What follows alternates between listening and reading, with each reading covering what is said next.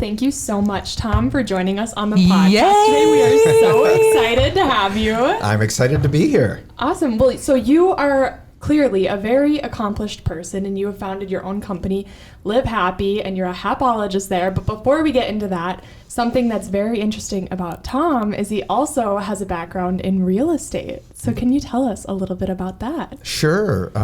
No way. I didn't know that. Yeah, I'm a broker, so. So who you're using for a title? All sorts of things.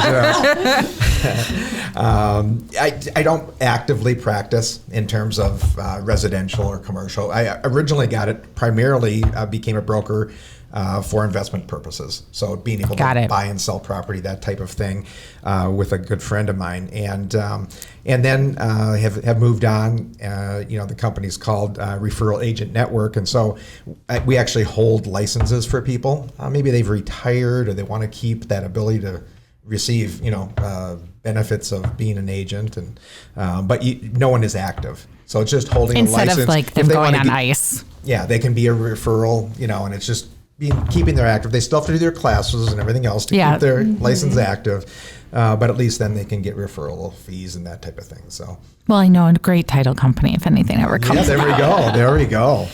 So tell us, we've had the pleasure of having Tom speak at our all company meeting, and we go like way back. Like we're going to all have Thanksgiving next year together. Yeah, it'll be a happy Thanksgiving. Yes. So tell us a little bit about LiveHappy. LiveHappy is a company. I basically am an expert in the science of happiness.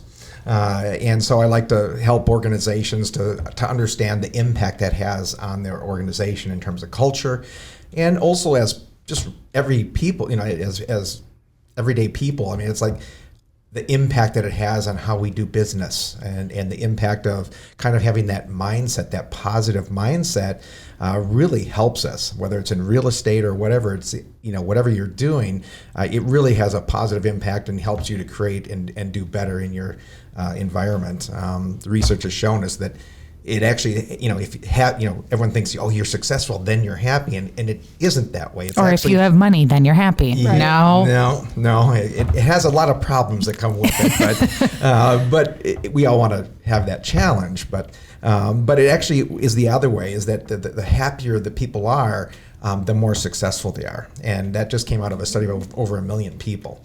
So it's really interesting to look at. If you're positive and looking at stuff and excited about what you're doing and passionate about it, you're going to be more successful follow. So I'm going to go off a little script here off these questions, because of course I start thinking, can you be like, everyone's born into the world and then it obviously has to deal with their environment, right?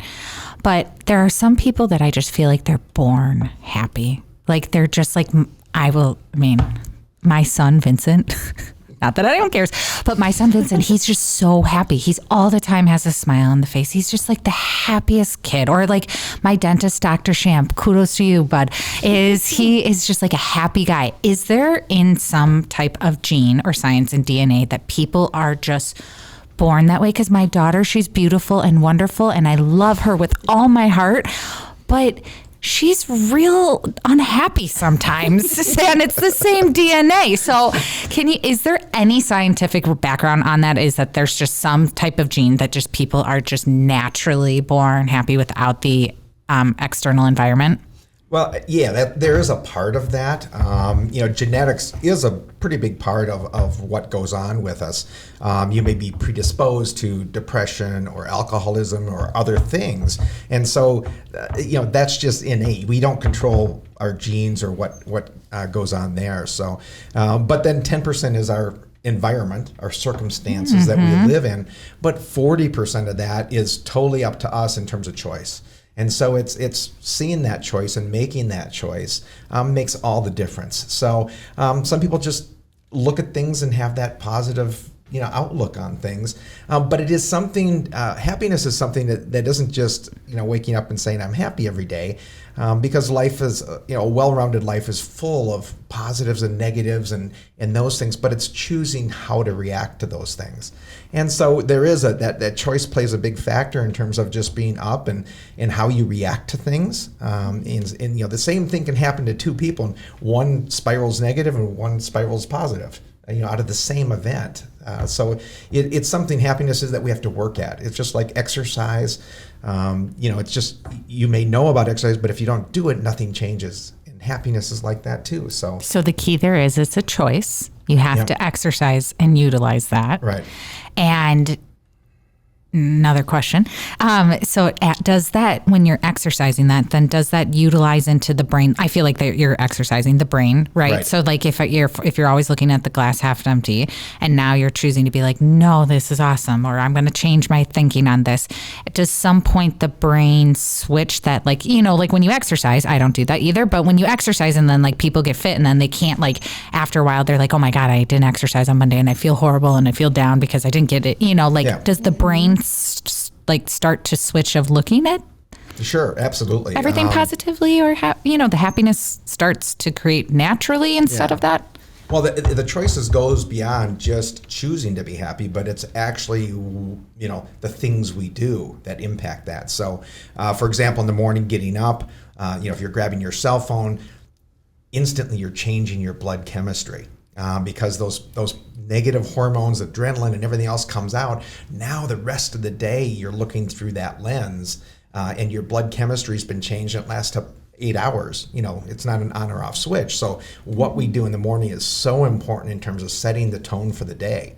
By the same token, if you do the positive things in the morning, your day starts on the positive hormones get released into your system. If you take me time first thing in the morning, and I know that's tough for real estate agents, the first thing you're like grabbing that phone and seeing who contacted me. Yeah. I got to follow up on this. I got to do this. I got to get back to them. But that's what impacts you. And so if you just take, a little time in that morning, let the phone, it's still going to be there, and just take some me time, some time for yourself, whether it be enjoying your coffee, just some quiet time, journaling, or maybe it's meditation, yoga, whatever it is that you like to do, is taking that me time. Then what happens is the opposite happens, and you release those positive hormones in your system, and that sets you up to handle a lot of stuff during the day. That's the difference between those days where it starts out bad and just gets worse because everything just bugs you and you're set up for failure for the day, versus other days those same bad things can happen. Deal falls through, there's problems with the title, whatever it is, that stuff that you think you're ready for a closing and something happens, and you just roll with it. And you get there and you cross the finish line and the deal gets done and everything else. And then you feel, so it is how you set up your day is going to impact you. So, sorry, Grace. No, you're good. So, because we talked about this at the all company meeting about the blood chemistry. So my husband and I have been working really hard. Is when we wake up in the morning, the first thing we do is like grab our phones, and I'm on social media. He's like looking at the email and things like that. Or we'll like have the kids like be on the tablets while having like breakfast, running around, getting ready. So we've really tried that. But one piece you shared is the gratitude piece. So can you touch on that with our listeners on how in the morning or at night, but of how that makes a difference? Yes, that's one of the things that can increase your happiness by up to 25% is gratitude. It's huge in terms of, and it's easy to do. Sometimes people think, I've got to journal or write these big things, to be in gratitude. But it's as simple as picking 3 things. So in the morning, that's easy. During your quiet time, think of 3 things. Sometimes when I'm laying in bed, I'll think of the 3 things I'm thankful for. And like the other day, it was coffee because I love coffee, and the smell of coffee was I was like, this is great. That was one of mine when you were at our. Was it? Yeah. It's like it doesn't have to be big things or monumental, earth-shattering things. It's making yourself present and aware of the good things around you. That you're thankful for, whether it's people or places or just your experience, your breathing, it could be anything. And that makes a huge difference. And sometimes at night, doing those same 3 things at night, if you're laying in bed and you've got all this stuff going through your head, and we all have that about all the deals I got to do, I got this, and all those negative tapes are running, they're just the thoughts, your head's spinning. Take a time out and just think of, the 3 things that you're grateful for the day. And that releases dopamine and everything else, which helps you sleep and kind of clears your head. And so that's a really natural way to help yourself sleep. And so there's just so many benefits of doing that type of thing. But you just have to consciously do it. and make that effort. Because if you don't do these things, nothing's going to change. And then things happen during the day, and it gets worse and worse, and it builds on itself and spirals the opposite way. It's a choice. Yeah, I think that's a really good point, that it's a conscious choice, because even since your talk at our all-company meeting and talking about the importance of having some you time in the morning and not going on your phone right away, I have tried to implement that in my day. And yeah, there are some days where I'm like, oh, I really want to go on my phone right now, but I know I'm going to feel so much better if I don't. And so I choose not to. And I think having that like clarity in your mind and like that just you time where you're allowed to think, like just sets you up, like you said, to be able to tackle the rest of your day. Because you might be moving 1,000,000 miles a minute throughout the day, and it gets overwhelming because there's so much stimulation, and so there's no need to add to that like overstimulation of your brain by doing it first thing in the morning. Yeah, that's so true. And I always think when people say happiness is a choice, it's not just a choice in terms of I'm going to be happy all day, and you're just in la la land and unicorns and rainbows. It's not that, because It's not. Sorry, yeah. Shoot. I mean, a good life is full of ups and downs and unexpected turns and deals that go or deals that don't go. That just is life. But it's how you handle that.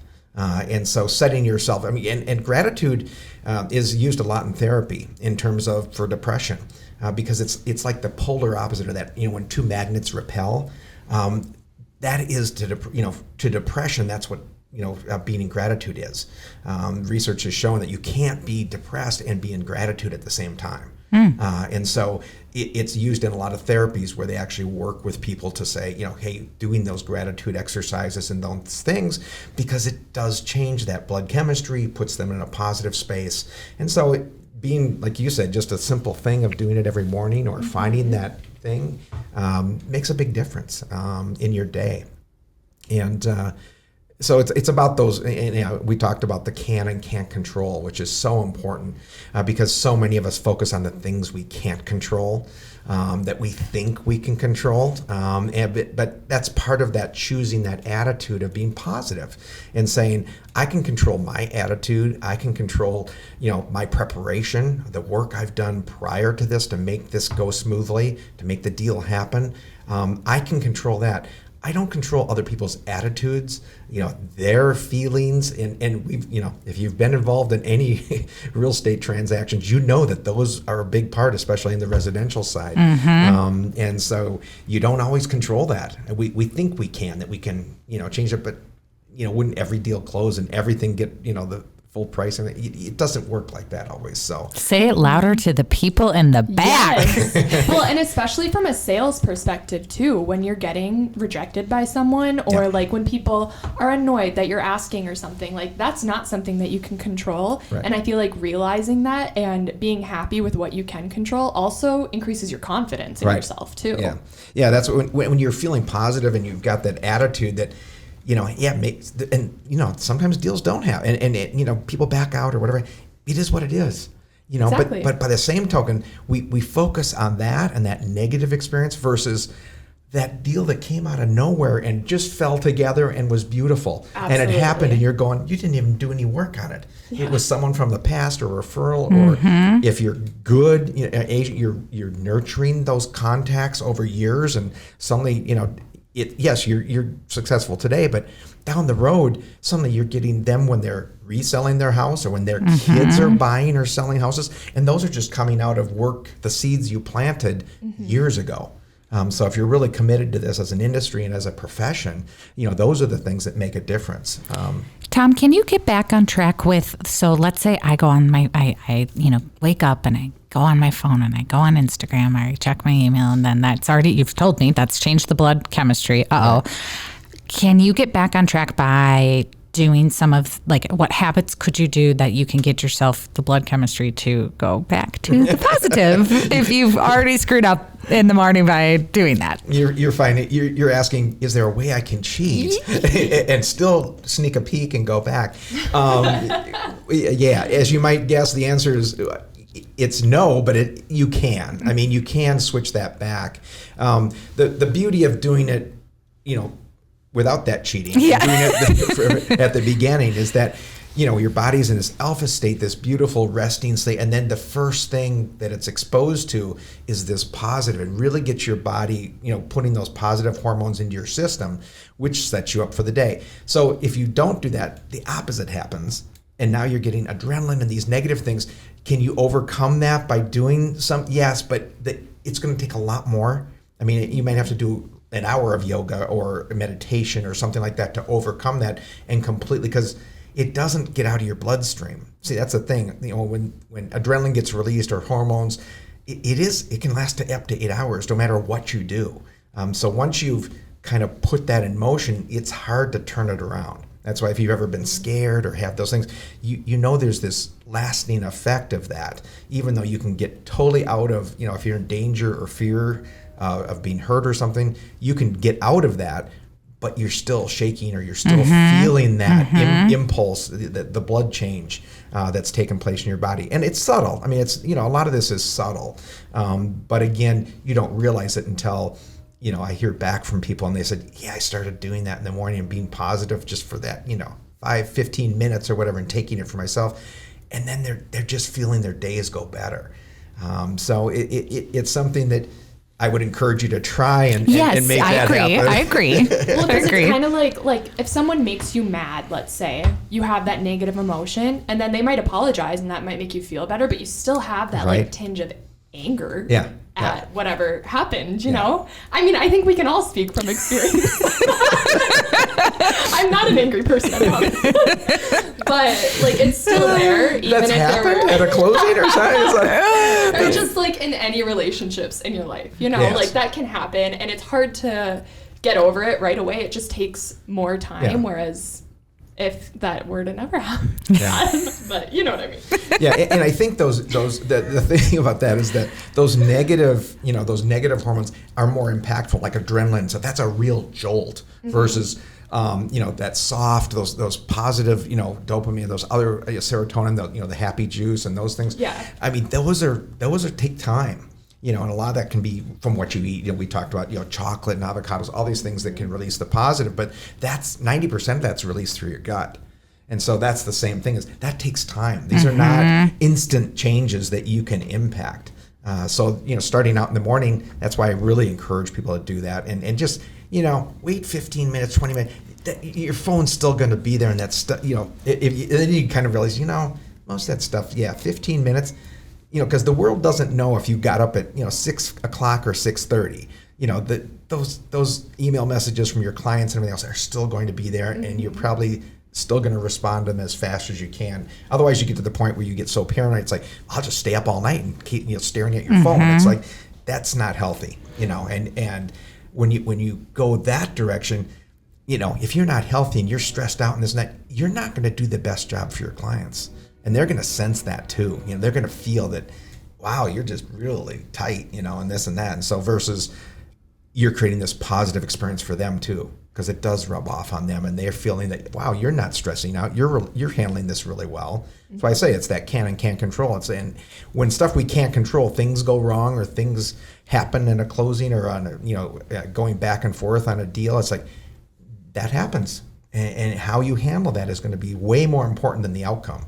Because things will go wrong. I mean, if you've been in this business long enough, things will go wrong, but it's going to be how you handle it. That's going to make a difference. The client sometimes doesn't care that it went wrong. Sometimes they're okay of how you fixed it. And at the end of the day, if they're just coming out the other side and they're happy, that's what it's about. So I always think of it's like going on vacation, and like you're choosing to go on vacation. You've told everyone you're going on vacation. The boat's still going to be afloat when you get there. Like it's still going to be like All American title is still, the marketing department's still going to be okay. Like you don't have to, it's like let go of the vine. Yeah. You're going to be fine. Yeah. I'm talking to myself about this because I am going on vacation soon, and I'm trying. So unless I really mess up, then we should still be here. Pep talk. No, just kidding.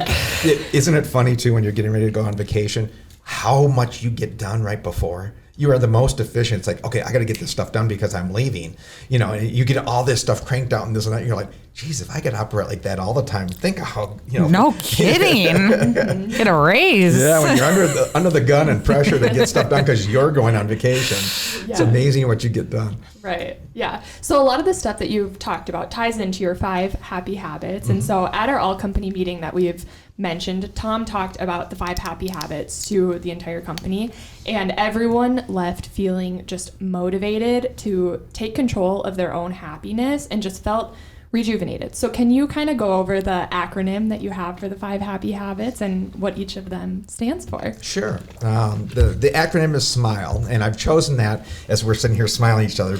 But it's funny because whenever I speak to I'll have people smile at each other, and the dynamic in the room always changes. People start laughing and just this and that, and you don't realize how important that is. And part of it is, kids smile on average 400 times a day. And as adults, it's 40 to 50 because we get in our own heads. We don't. We can't smile. We can't be having fun at work or this and that. And so, and if if you want to be more attractive, smile. Research shows that people who smile are perceived as more attractive. So that's not a bad thing. That makes sense. Yeah. Even as a real estate, smiling's a good thing. People will build trust. You will build trust faster, and they will want to work with you more. The fact that you're just, not that you're walking around smiling all the time. Buy my house.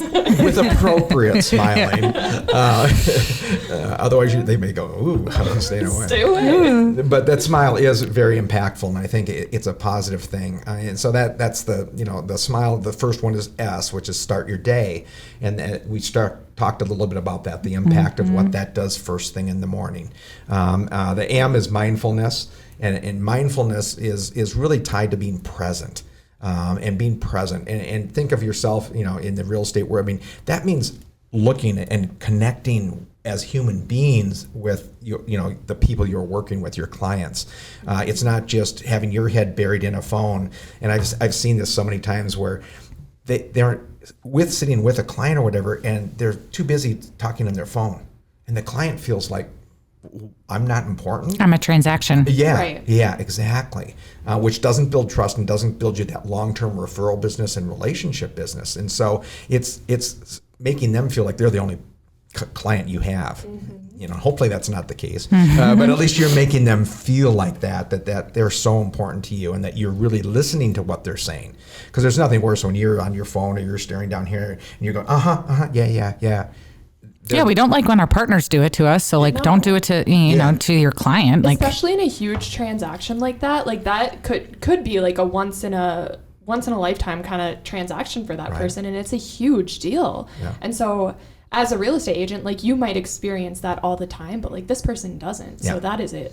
Having that attentiveness and feeling that you're celebrated present too. Yeah. And that will set you apart as an agent. I say, sure. That because, at the end of the day, we're still in this human business. Starbucks learned that the hard way when their business started tanking, and they said, and the original founder came back, Schultz, and he said, I realized that we always thought we were in the coffee business, working with people, and then he realized, no, we're in the people business, serving them coffee.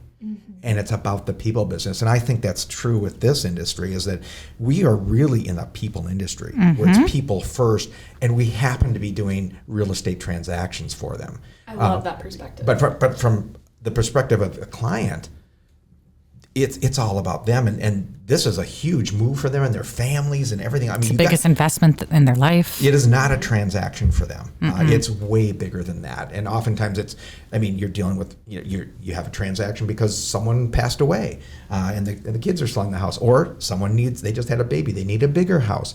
So there's life that's going on here. That you need to be tuned into and listen to and hear what they're saying. Sometimes those subtle things that they say in a conversation, if you miss them, you miss what's important to them. And it's not, as real estate, you're always focused on the transaction and all the, crossing the T's and the dots, all that stuff. Yeah. Which is very important that we do that properly for them, but it's also how they feel. What is this experience for them? What experience are you creating for them? Because that is what will get you loyalty, will get you referrals, and we'll get you additional business that business that drops in your lap out of nowhere. When suddenly they happen to have 5 investment properties that they're going to use you for, and you're like, wow, I had no idea. So you always hear that quote that's like, people don't always remember like what you said to them, but they'll always remember how you made them feel. Exactly. Yeah, that's so true. Yeah, that's a great quote. So, and a good reminder for all of us. So, so S is start your day. M is mindfulness, and I is intentional. And that's being that choice part that we talked about earlier is being intentional in what you do with your life, being intentional in like we just said, listening to people, being intentional in working with people, and making choices of what you want to do, having focus in your life, and focusing on the things you can control, and letting go of the things you can't control. I always tell people, it's like, sometimes we focus on these. You'll be sitting in traffic, and there's people all around you and you're sitting on the freeway, and it's like, you're mad at everyone. This traffic, it stinks. It's like, and that's something you have to stop and remind myself. I'm just as responsible for this traffic as everyone around me. So let it go. There's nothing you can do about it. There's an accident up there. It is what it is. It is what it is. Yeah, and so that reduces your stress too. So like we said earlier, is sometimes those choices you make are what create that positive, in your system, your blood, everything about it. So I'm gonna remind myself that today at 5:00 on my way home. Yeah, exactly. When someone cuts you off, and it's like, I'm gonna be like, and it's hard, because at first you want to react, but then what happens? Adrenaline and all these things, you get that mad jolt, and it's like, that doesn't serve you. It doesn't serve you. Rather than just deep breath, let it go, and it is what it. I'll deal with. Yeah. What it is. I think like another thing that really helps too is trying to find the positive and changing your mindset on it, because driving, for instance, like such an easy thing to get mad at, especially when someone like cuts you off or like is just a bad driver. And so something that I've done recently is like I try to shift my mindset on like if someone cuts me off or like does something wrong when they're driving, I try to think like this could be someone's first time driving. Like they could be learning right now. This could be a really exciting point in their life, and like who am I to get mad at them for not knowing everything? Or this could be someone driving to the hospital because their wife is giving birth. Like you really never know. And so there's no point in getting mad at it. Try to look at it as like a positive, Yeah. Well, and I always say, Grace listened at our all-company meeting, and you haven't gathered that she was in tune. But that's also, getting in touch with yourself and being able to let that stuff go that can and can't control. You do focus on your attitude, and suddenly you let that stuff go, and it's like, now your energy and you're in this positive space, you can tackle anything. I mean, you're more confident, you feel better about what it is. You've got focus on making a difference, rather than focused on the problem that happened. You focus on solutions. Yeah. Being in real estate, it happens all the time, right? I mean, with closings, with titles, with trying to put deals together. And so it's how you handle it is way more important. I remember back, I'm going to date myself here, but when we had, mortgage rates that were over 18%, they kept going up and up and up, and pretty soon they're over 18%, and people are going, how can you have, well, I have a lot of real estate, friends that was their best year ever. They had record years, and you're going, how do you do that in a negative market? Well, they focused on what they could control. Their market, they focused on their environment. And the same is true with all of us today. I mean, we can either, freak out and say, oh, interest rates have gone up, their businesses, there's nothing there and everything. It's like, or you find new ways of doing business. I mean, look at the pandemic. When that hit, there's a lot of people, what do we do? Just throw your hands up and do nothing. Go buy toilet paper. Yeah. There you go. Yeah, or there's a lot of people that said, wait, what can we do? How can we find a way to do this, Zoom or whatever else? So they found new ways to do business and flourish given the new market environment. And the same is true with us. Real estate's always a moving market, whether it's, always ebbs and flows. Buyer's market, seller's market, whatever, it's always going to be in flux, and it has been forever and probably will continue to be that way. So it's being able to adjust and embrace where the market is at is when you're going to be successful. I love that. I love that. All right, so wait, what's the what's the L and E? Yeah, I mean, I know, but L is laugh and live. Just really laughing, and that smiling and laughing has such great physical impact on us. Laughing increases your immune system, reduces stress, relieves pain. All the research has shown the positive impact with that. I actually have a colleague who's working with in cancer facilities, and they actually have tablets where they share before they go in for chemo and those things. They get to watch and select funny shows and funny movies, and they're seeing incredible positive results on the ones that have that, not only in how they feel, but they're actually healing and recovering faster. Wow. So the body works better in this positive environment. And so it's important that we remember that too. And so I always share about the laughing. You can, and research shows that even if you do a fake laugh, this big artificial laugh, you still get these benefits. I was going to say, because we just did this at one of our events, but we were like taking a picture and we were like, we have to take a laughing picture because those are always the ones that turn out best. And then our coworker Melanie was laughing, like it was a fake laugh, but then she was good. Yeah. Good fake laugh. And then we started like really laughing. Like then it's like it was authentic. And then we were like, oh my gosh, this is so much fun, because we were like, it started off with like fake laughing to then like real laughter, and then it just produced like a lot of positive endorphins. Yeah. And it was the best picture. Yeah, it was, there you go. Yeah. hands down. Yeah, it's natural. Yeah. Well, that's where laughing has such positive impact there. And I don't know if you've ever heard of laughter yoga. But that's exactly that, where you could get together, and it's based on traditional yoga, but then there's laughter involved, and it is contagious. It's like someone will start laughing intentionally. I mean, and pretty soon everyone is just in this great space laughing. I mean, you've heard of goat yoga and all these other stuff, but laughter yoga is kind of it's probably more positive on the two coasts than here in the Midwest, but it really is something that's kind of growing and is really fun to do. I've done it, and it's actually really fun. That sounds incredible. Next all company meeting. Yeah. There you go. Laughter yoga. Yeah. And then E, which we've talked about a little bit, but E is embrace gratitude, and just that power of gratitude and how you can bring that into your life. So that's the E, is embracing gratitude. So it's and embracing it, meaning you really are. You're not just going through the process or pretending to be in gratitude. It's like it's really internalizing. You're really feeling. Yeah. So you've given a lot of great advice and tips and tricks today, and things, you can only control what you can control. I always say, let go, let God. Yeah. But what would be your number one piece of advice that you could give to our listeners today? I would say, obviously, if you can do the 5, focus on those. But really, just realizing that your happiness is up to you. I think if you were to ask, 10 people, they would all say different things. And like when we did the all company meeting, there were all sorts of different things that make people happy. And so happiness is very unique to each one of us. So there's no magic pill or magic bullet that, we can all do that gives us happiness. It's more realizing that, happiness is an inside job. And I believe you can create more happiness in your life no matter what is going on around you. But it's up to you. And listing that out, because when we were at the all company meeting, it was in the beginning of January. And one of the things is I said to my coworker, she's like, what makes you happy? And I was like, reading. And I said that and I was like, oh, that's great though. I never do that.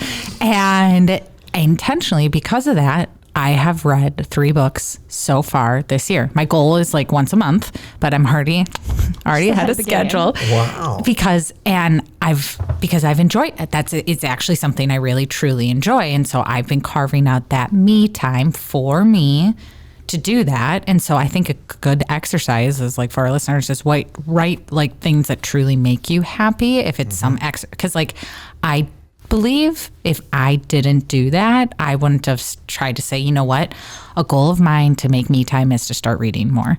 And my husband was like, I think you've read like 3 books since we've been together, and we've been together like 15 years. But I've intentionally, instead of watching Real Housewives, I'm now reading a book and taking me time, and it's been wonderful. Like I can't wait to do it and continue to do it. Yeah. And so I think what makes me happy is like family and stuff like that. But if you do have something that's like a physical thing you can do and you write that down, I'm a person who's like visualize it, write it down, see it, and I say it, then it's like more of holding myself accountable of trying to implement that. So if it's like riding a bike, maybe you'll ride more and go outside and then get the fresh air and all of that stuff. That's great. That's so neat to hear that you've done that. And that's a great example of where when you say happiness is a choice, it's not just choosing to be happy, it's choosing to live your life and do things that make you happy. That's what lasts. That's what creates, happiness is a journey we're on. It's not this one thing that is, and then you're done, or you'll finally get there and you're happy. It's like, no, it's about enjoying this journey. And that's one of the things you did. You made a choice that you wanted to read more, and now you're actually doing it and everything. And that's the choice that you make, is to do things and live your life that makes you happy. Yeah, now I love it. Yeah. So where can people find you if they'd like to hear you speak or read your book or all of this fun stuff? Where can they find you? They can find me at livehappy.me is my website, and can reach out to me there through that website. There's videos and other things, and I've got a whole new website that's coming, and some new videos and stuff. So, and a new book in the works. So that'll be coming out hopefully by the end of the year. And it's really focused on leadership, and so it's called The Happy Leader. Unleashing the power of positive leadership. So it's not your traditional thing. It's really focused on. It was spurred on by a concept. I think back to when we were kids in school, and you'd get your test back and it had red marks. Now mine had more red marks than others, but you'd get mine too, Tom. Mine too. But you'd get that back and you think of how you felt. And I thought, what if we changed that paradigm and we would have marked like with a plus or a green pen and said the ones you got right. Yeah. Think of what that would have done for your confidence and how you felt about yourself. I mean, you're going to say, okay, I got these wrong. I need to get better at that, and I'm going to work at that. And the same is true in our workplace. Catching people doing things right, working with them to get better at what they do. We react much better to positive than a stick or negative. And yet, oftentimes as leaders, we kind of lead with, I got to tell you what you're doing wrong and what you can improve on, rather than focusing on doing more of what you're really good at, what your strength is, what your superpower is, and recognizing that in people, and then if they have weaknesses, building someone else's strength on your team to build that and complement that is way more successful. I love that. Sign me Fantastic. up. Yeah. So if you all haven't gathered by now, Tom is an incredible speaker. He did such a fantastic job at our all-company meeting, and we could not recommend him more for any of your team events that you have upcoming, or just any events in general. He is fabulous and will boost the mood in any room that he walks into. So we'll put his contact information in the show notes so that you can reach out to him. But thank you so much for coming on today. We loved having you. This was great. It was really fun. Yes, thank you so much.